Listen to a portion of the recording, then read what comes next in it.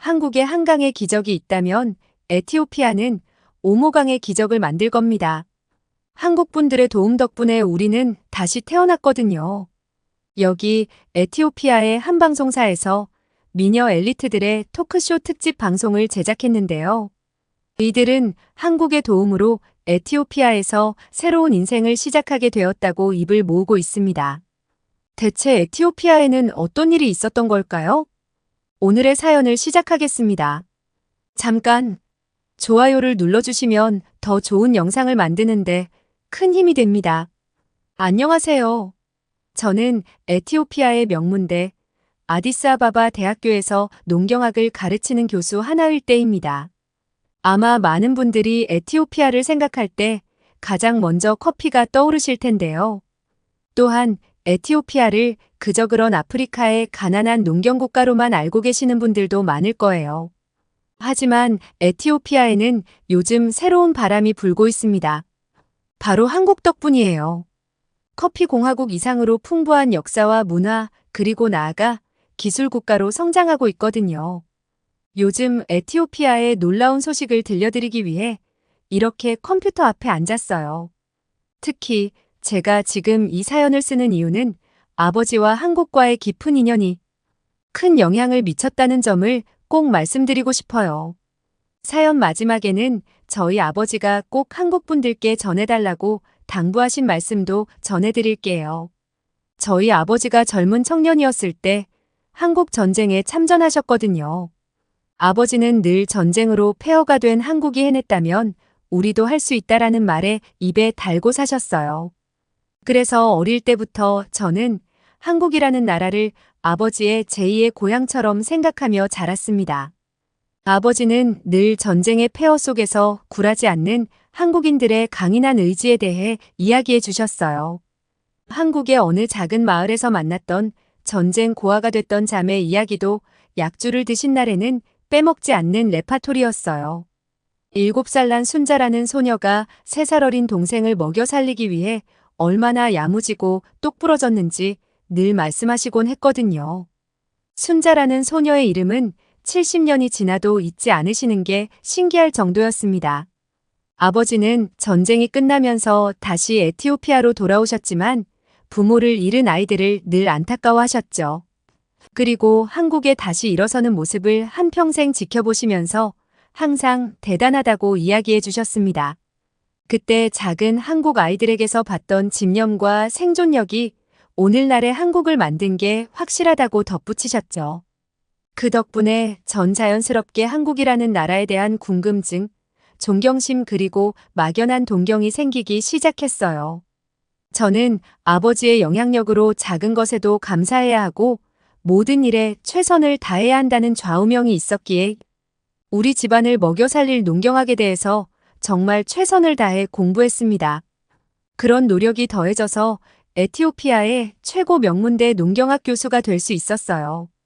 이제는 직접 한국과 기술 교류에 참여하며 제 나라 에티오피아에 한국의 선진 기술을 도입해 많은 변화를 이끌어가는 주역이 되었고 한국의 한강의 기적을 넘어 에티오피아의 오모강의 기적을 만들기 위해 밤낮 없이 연구에 몰두하고 있어요. 물론 이 변화의 중심에는 한국 기술이 자리 잡고 있습니다. 저는 지금 한국의 대기업 LG와 협력기구 코이카가 운영하는 희망직업 훈련학교에서 겸임 교수로도 활동하고 있어요. 이 학교는 한국의 다양한 선진 기술들을 에티오피아의 젊은이들에게 가르치는 기술 교육기관인데 특히 저는 한국의 스마트 농업 기술을 에티오피아에 전수하기 위해 정말 애를 쓰고 있습니다. 이 기관이 에티오피아의 농업산업과 정책에 있어 핵심적인 역할을 하고 있다고 생각하시면 될 거예요. 돌이켜보면 이렇게 한국의 도움으로 스마트 농업 기술을 전수받기까지도 정말 험난한 여정을 거쳐왔습니다.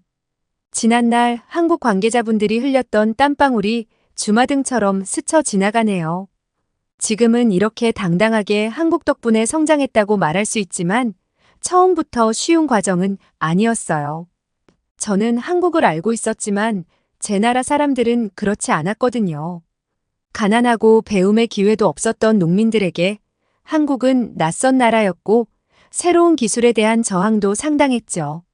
심지어 한국 전쟁 때 생떼 같은 청년들을 죽게 만든 나라라고 손가락질 하는 분들도 있었습니다.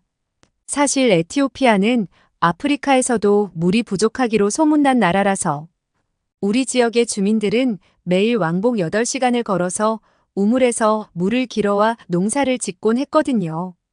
이때까지만 해도 세상을 보는 눈이 많이 뜨이지 못한 일부 주민들은 선진국인 한국이 에티오피아를 지배하려고 드는 게 아니냐며 반대하는 의견들도 있었어요. 지금 생각하면 좀 우습고 부끄러운 이야기죠. 하지만 한국인들은 한국 전쟁에 진 빚을 갚겠다며 그런 오해를 묵묵히 감당해 주었어요. 그리고 팬데믹으로 다른 모든 나라들이 에티오피아의 투자를 회수하고 떠났을 때도 끝까지나마 우리의 발전을 지원해 주었습니다. 이미 이탈리아나 일본 같은 나라들은 다 철수를 한 상태였어요. 하지만 한국은 70년 전 6.25 전쟁 때 받았던 은혜를 절대 잊지 않고 반드시 갚아야 한다며 끝까지 우리를 포기하지 않았습니다. 저 역시 한국 분들의 진심과 노력을 보았기에 에티오피아의 미래를 위해 더 열심히 사람들을 설득하고 교두보 역할을 했죠. 저는 단지 한국 기관의 도움이 고마워서가 아니었어요. 어릴 때부터 한국 전쟁에 참전했던 아버지에게 한국이 에티오피아보다 훨씬 어렵던 시절이 있다는 걸 익히 들어왔기 때문이에요. 그런 나라가 불과 몇십 년 만에 세계 강대국으로 우뚝 섰기에 한국이 하는 모든 건 해야 한다는 부러움이 저에게 자리 잡고 있었던 거죠. 확신이 있었기에 누구보다 열심히 학생들에게 한국의 기술을 배우는 것도 중요하지만 한국의 끈기와 근성을 본받아야 한다고 가르쳤습니다. 그 결과 시간이 지나면서 점차 학생들은 한국이 전해준 기술의 가치를 받아들이게 되더군요. 그리고 한국의 기술 덕분에 실제로 농작물 수확량이 늘어난 걸 체험하자 더 열심히 배우려는 의지를 보였죠. 이젠 에티오피아 전역에 한국 기술이 도입되면서 더욱 다양한 프로젝트를 진행하고 있습니다. 농업이 시작이었다면 이제 한국처럼 전자기술, 기계공학, 정보통신 등 다양한 분야에서 시도하고 있어요. 하지만 모든 변화에는 늘 예상하지 못한 변수가 생기기 마련인 것 같습니다. 이제는 이렇게 발전했다고 제 나라 에티오피아를 말할 수 있지만 이 과정으로 오기까지 잊지 못할 순간도 있었어요. 2011년 동아프리카를 덮친 엘라뇨 가뭄 때문에 정말 목숨을 잃을 뻔했거든요. 그때 에티오피아는 그전까지 없던 극심한 가뭄으로 온 국민이 고통받고 있었습니다. 인구의 80%가 농업에 의존하는 나라니 이건 재앙이나 마찬가지였어요. 농작물은 모두 타들어갔고 가축들은 물을 찾지 못해 하나둘 죽어갔죠. 태양은 점점 뜨거워졌지만 비는 단 한 번도 내리지 않았습니다. 어느 날부터 눈에 총기가 가득하던 저의 애제자 카사가 며칠째 보이지 않기 시작했어요. 카사가 다른 학생들과 달랐던 건 수업에 대한 열정이 남달랐거든요. 수업 시간에 집중하는 건 기본이고 누구보다 깊은 질문을 던지며 수업 후에도 항상 남아서 뭐라도 더 배우고 싶어 했어요. 그런 카사가 보이지 않으니 전 불안했죠. 하지만 에티오피아 전역의 가뭄으로 카사 역시 얼마나 어려운 상황일지 예감했기에 전 더 이상 카사를 기다리지 않고 집으로 찾아갔습니다. 집에 도착하기 전부터 카사의 상황이 얼마나 힘든지 짐작할 수 있었어요. 집 앞에 키우던 가축들이 뼈만 앙상한 채 쓰러져 있었고 파리가 들끓고 있었거든요. 집 안에서 만난 카사는 전혀 다른 사람이 되어 있었습니다. 눈은 텅 비어 있었는데 말라버린 얼굴은 힘겨운 모습이 고스란히 전해졌죠. 저를 본 듯 눈이 마주쳤지만 반갑다는 말 한마디 못한 채 무표정으로 바라만 보고 있더군요. 놀란 마음을 진정시키고 가까이 다가가 보니 며칠 동안 아무것도 먹지 못한 것 같았습니다. 가져간 물과 찐감자를 건네자 그는 몸을 힘겹게 일으켜 세우더니 물병과 찐감자를 들고 방 안으로 들어갔죠. 카사를 따라 들어간 집엔 카사보다 더 어린 동생들이 힘없이 누워 있었습니다. 그들은 카사보다 더 상태가 안 좋아 보였어요. 눈도 겨우 뜰 정도로 정말 힘이 없어 보였죠. 카사 부모님은 물과 음식을 구하러 간다고 떠난 지 오래라고 말하더군요. 그 사이 집은 전의 모습을 찾기 어려울 정도로 변해 있었습니다. 가져간 물과 찐 감자가 제가 전해줄 수 있는 전부였지만 그게 얼마나 그들에게 소중한 생명줄이었는지 눈앞에서 그 광경을 직접 보았어요. 저에게 너무나 충격적인 장면이었죠. 카사 역시 죽음과 생사가 오가는 상황이었지만 자신이 먹을 것을 동생에게 양보하며 힘겹게 미소를 짓는 모습. 그 모습에서 느껴지는 절박함을 말로 다 전하지 못해 안타까울 뿐입니다. 이런 상황이 에티오피아 전 지역에 벌어지고 있었어요. 힘겨워하는 카사의 손을 잡으며 해결책을 찾겠다고 말을 전했지만 저 역시 이 상황을 극복하고 싶다는 마음만 있을 뿐 해결할 방법이 없었습니다. 집으로 돌아온 이후에도 카사의 모습이 계속 떠올라 마음이 정말 아팠죠. 카사 집에서 느낀 무거운 공기, 절망의 상황들이 저를 짓누르고 있었거든요. 지금 당장 해결할 수 있는 방법도 없지만 앞으로도 이런 일이 반복될 거라는 두려움이 저를 사로잡고 있었습니다. 여기가 바로 살아있는 지옥이 아닐까 고통에 몸부림치고 있을 때 우리 정부는 마지막 희망이라는 생각으로 이탈리아와 일본에게 도움의 손길을 요청했습니다. 물을 저장할 댐과 수로가 절실히 필요했으니까요. 하지만 돈과 기술이 없는 우리를 아무도 도와주지 않았습니다. 그런데 바로 그때 구원자가 나타났어요. 바로 아버지가 목숨을 바쳤던 한국에서 내민 구원의 손길이었죠. 한국의 코이카가 에티오피아 도도타군에 농업용수댐을 건설하기로 결정했다고 했어요. 그 소식을 듣자마자 마음속에서 벅찬 감정들이 솟아올랐습니다. 절망 속에서 한 줄기 빛을 본 느낌이었죠. 에티오피아 같은 농업국가에서 댐은 꼭 필요한 존재예요. 하지만 제 나라 에티오피아는 그만한 자본과 기술력이 없었기에 속수무책으로 가뭄 같은 자연재해에 그대로 노출될 수밖에 없었습니다. 하지만 우리 아버지가 구한 나라, 한국은 아니었어요. 이 모든 것을 가능하게 만드는 자본과 기술력을 갖춘 나라였거든요. 특히 한국은 자신들이 힘들었을 때 받았던 도움을 잊지 않았어요. 한국 전쟁 때 제 아버지가 목숨을 걸고 싸웠던 그 나라가 이제는 우리를 돕고 있다는 사실에 아버지는 자신의 젊은 시절을 바쳤던 걸 정말 자랑스러워 하셨습니다. 2016년부터 5년간의 공사가 계속되었죠. 그리고 지난 2022년 드디어 댐이 완공되었습니다. 그 댐은 켈레타강에서 물을 끌어와 무려 1100헥타르 농경지에 물을 공급하게 되었어요. 이제 수천 명의 에티오피아 국민들이 가뭄 걱정 없이 농사를 꾸준히 지을 수 있게 되었습니다.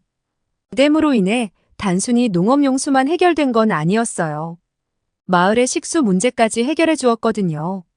힘든 고비를 넘겼던 카사와 같은 많은 농민이 이 댐으로 이제 안정적인 삶을 살 수 있게 되었습니다. 그리고 댐을 짓기 시작한 지 7년이 지난 지금 그 변화는 더욱 확연하게 드러났어요. 댐이 안정적으로 물을 공급한 덕분에 농업 생산성이 많이 증가했거든요. 그로 인해 마을 경제는 물론 에티오피아 경제까지 되살아나는 마법 같은 변화를 직접 경험하고 있습니다. 이 큰 변화는 에티오피아 전역에서 한국이라는 나라에 대한 인식을 변하게 해주는 강력한 계기가 되어 한국처럼 에티오피아도 성장할 수 있다는 목표를 갖기 시작했어요. 그런 와중에 또 다른 감동적인 이야기가 저에게 전해졌죠. 그날도 평소처럼 수업 준비를 하고 있었는데 동료에게 한 한국 교수님이 에티오피아에 왔다는 소식을 들었거든요. 전 한국이라는 단어만 들어도 정말 반가웠기에 한국 교수님이 어떤 일로 오셨는지 궁금했습니다. 혹시 한국의 새로운 기술을 전해주기 위한 건 아닐까 하는 기대감도 들었고요. 그런데 놀랍게도 그 교수님은 기술적 교류가 아닌 개인 뜻으로 온 것이었어요. 한국 전쟁에 참전한 용사들을 돕기 위해 그들의 집을 고쳐주는 프로젝트를 진행하려고 오셨다고 했습니다. 개인이 이렇게 따뜻하고 큰 마음으로 도움을 주기 위해 왔다는 사실은 저에게 큰 감동을 주었어요. 한국이 많은 발전을 한 것과 다르게 한 사람이 자신의 시간과 돈을 들여 다른 나라를 돕는다는 건 정말 대단하다고 생각하니까요. 한국은 경제성장과 성숙한 시민의식까지 갖추었다는 걸 알게 되면서 한국 교수님에 대한 존경심이 생겼습니다. 집으로 돌아가자마자 아버지께 이 이야기를 전해드렸죠. 아버지 역시 크게 감동하시더니 눈물까지 흘리셨습니다. 그러더니 뜻밖의 말씀을 하셨어요. 한국 교수를 돕고 싶다고요. 아버지의 마음을 이해하기에 한국 교수님 연락처를 수소문해 아버지 뜻을 전했습니다. 그리고 아버지 뜻대로 그 프로젝트에 봉사할 수 있었죠. 아버지는 도움이 꼭 필요한 참전 용사들의 소식을 갈무리하는 소식통 역할에 큰 도움을 주셨는데 그 어느 때보다 활기찬 모습을 보이셨어요. 그런 저의 소식이 SNS를 통해 학교에 전해졌는지 학생들 몇몇이 뜻을 함께하고 싶다고 말했어요. 그렇게 함께 힘을 모아 참전 용사들의 삶을 도우면서 한국이 에티오피아의 든든한 우방국이라는 사실이 자랑스러웠습니다. 처음에 에티오피아 하면 커피가 떠오르시는 분들이 많을 거라는 이야기했는데요. 그로 인해 아마 커피 농장에서 커피를 수확하는 모습들이 연달아 머릿속에 그려지시는 분들도 많을 것 같습니다. 하지만 이젠 꼭 그렇지 않다는 이야기를 해드리고 싶어요. 에티오피아의 거리를 걷다 보면 이젠 한국 기업들의 로고가 곳곳에 보이거든요. 아마 아프리카의 그 나라가 맞아? 라며 갸우뚱하실 정도로 한국 대기업들은 에티오피아의 전체적인 분위기를 바꾸고 있답니다. 물론 처음에 한국 대기업들이 에티오피아에 들어왔을 때 그저 그런 외국 기업이 또 들어왔을 뿐이라고 생각한 사람도 분명히 있었어요. 하지만 시간이 지나면서 다른 외국 기업과 다르게 한국 기업은 에티오피아 산업 전반에 영향을 끼치며 전혀 다른 방향성으로 제 나라를 이끌고 있거든요. 제조 산업만 보더라도 최신 기술을 도입해 수공업이던 공장을 자동화된 선진국 시스템으로 탈바꿈시켰어요. 한국 기업들이 에티오피아의 풍부한 인력을 토대로 대규모 생산시설을 도입했는데 그로 인해 수많은 일자리가 창출되었고 지역 경제는 물론 농업 생산국에서 산업 선진국으로 탈바꿈하는 중이에요. 그로 인해 다양한 지식을 얻을 수 있게 되었죠. 섬유 공정이 어떻게 돌아가는지 디자인이나 글로벌 패션 흐름까지 세계적인 경쟁력을 갖추려면 아직 부족하지만 수출량도 꾸준하게 증가하고 있어서 한국처럼 선진국으로 갈 수 있다는 가능성을 보여주는 게 아닐까 기대감이 들게 만들어요. 다른 외국계 기업과 다른 점은 제가 가르치는 직업훈련학교와 연계된 다양한 프로그램을 통해 학생들이 졸업 후 바로 관련 분야로 취업할 수 있도록 시스템화되어 있다는 점이에요. 한국은 선진국 기술력을 독점하고 단순한 일만 시키는 게 아니거든요. 품질 관리나 효율적인 생산 방법, 관리 시스템 등 한국 기업이 철수하더라도 에티오피아에서 자체적인 운영을 할 수 있도록 자신들의 노하우를 모두 알려주고 있습니다. 당연히 학생들은 이제 농업보다 산업 진출을 꿈꾸게 되었고 세계 시장에서도 당당하게 경쟁력을 갖춰나가고 있어요. 이런 변화의 시점을 직접 목격하는 것도 감사하지만 그 과정에 참여하고 있다는 게 저는 상당히 자랑스럽습니다. 아버지 덕분에 한국을 남들보다 조금 일찍 알았던 저는 한국 기업들과 함께 에티오피아의 미래를 바꾸고 있으니까요. 그리고 얼마 전 제 애제자 카사 역시 한국 의류회사에 취업하게 되었습니다. 카사는 평소에도 패션에 관심이 많았고 수업 때도 섬유나 의류 산업에 깊은 호기심이 남달랐거든요. 직업훈련학교에서 진행했던 의류 디자인과 생산공정 수업에서 두각을 나타냈던 카사는 그 열정 덕분에 한국 의류회사의 인턴십 기회를 얻었고 결국 정식 직원이 되었답니다. 제가 얼마나 교육자로서 큰 보람을 느꼈는지 아마 많은 분이 공감해 주실 거라고 믿어요. 그리고 작년 또 하나의 좋은 소식이 전해졌습니다. 에티오피아 정부에서 추진한 토지 관련 시스템 구축 사업에서 한국 기업이 최종 수주를 했다는 소식이었죠. 사실 이 프로젝트는 저뿐만 아니라 제 나라 에티오피아 국민들에게 특별한 의미예요. 농업국가이며 후진국인 나라의 특성상 토지 분쟁이 잦을 수밖에 없으니까요. 체계적인 관리가 필요하다는 걸 알았지만 나라 전체를 돌아다니며 수기로 작성하고 그걸 문서화할 수 있는 능력이 에티오피아에는 없었거든요.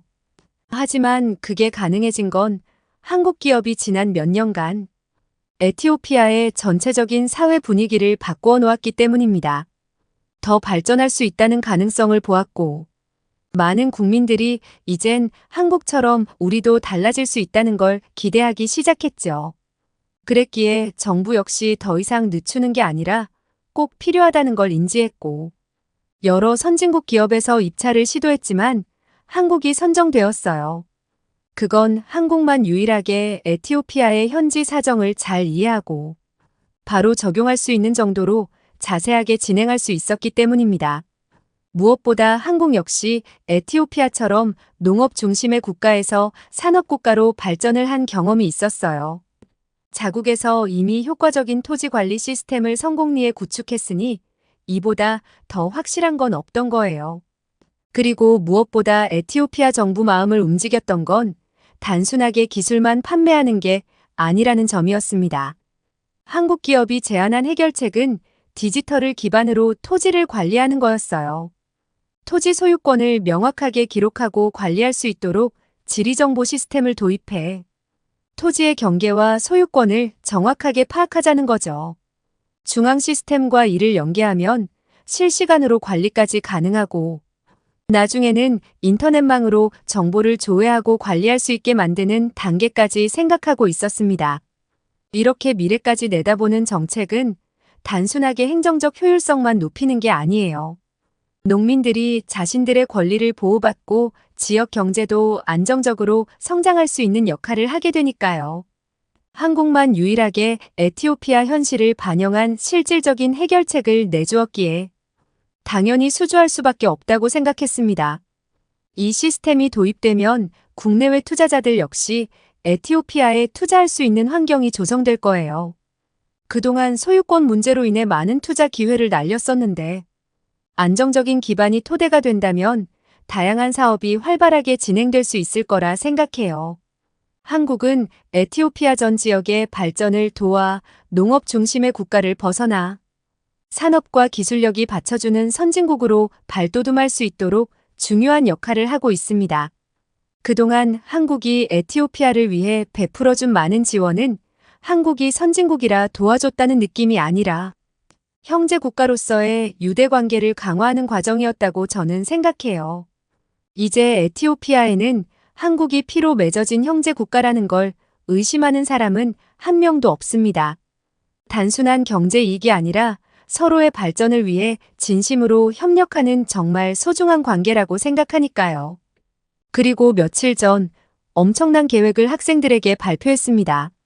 저와 제가 가르치는 학생들이 내년에 한국으로 선진국 견학을 갈 예정이라고 공지했거든요. 학생들은 열광했어요. 한국이 지금까지 우리에게 보여준 발전의 모습을 직접 보고 느끼며 배울 기회가 주어진다는 사실이 믿어지지 않는 듯 했거든요. 저 역시 아버지에게 어릴 때부터 들었던 한국을 직접 가볼 생각에 가슴이 설렙니다. 교수가 돼서 해외 출장에 저렇게 설레발이냐고 흉보지 말아주세요. 에티오피아에서는 아무리 교수라도 해외에 나가는 게 쉽지만은 않거든요. 그리고 아버지의 간절한 부탁도 있었고요. 아버지가 꼭 한국 분들께 전해달라고 했던 이야기가 있는데요.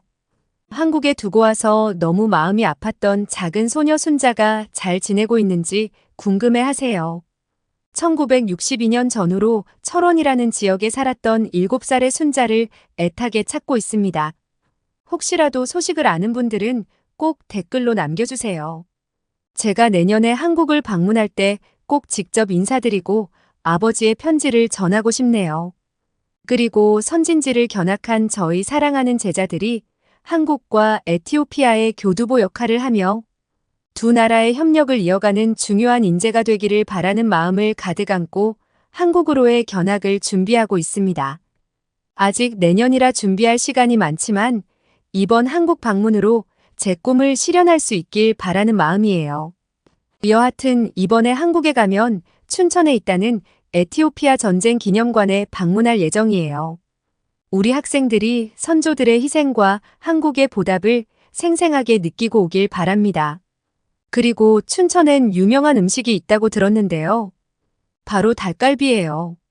한국에서 에티오피아에 참전용사 집을 지으러 와주셨던 교수님이 맛있다고 추천해 주셨거든요. 그래서 한국에 가면 제일 먼저 들릴 곳으로 계획표에 작성해 두었답니다. 정보는 많은데 하루하루 찾아볼 때마다 가야 할 곳들이나 먹어야 할 음식들만 넘쳐나더라고요. 일주일이라는 일정 동안 이 모든 걸 다 소화할 수 있을까 걱정이 될 정도죠. 제 사연을 듣는 한국 분들이 계신다면 꼭 가봐야 할 장소나 꼭 먹어야 하는 음식을 추천해 주세요. 저와 제 학생들이 그 경험이나 음식의 맛을 놓치지 않고 싶거든요. 벌써 한국에서 보낼 일주일이 짧게 느껴져 아쉬운 마음이 크지만 빡빡한 일정이라도 최대한 많은 걸 보고 느끼며 학생들과 함께 멋진 추억을 만들고 오고 싶네요.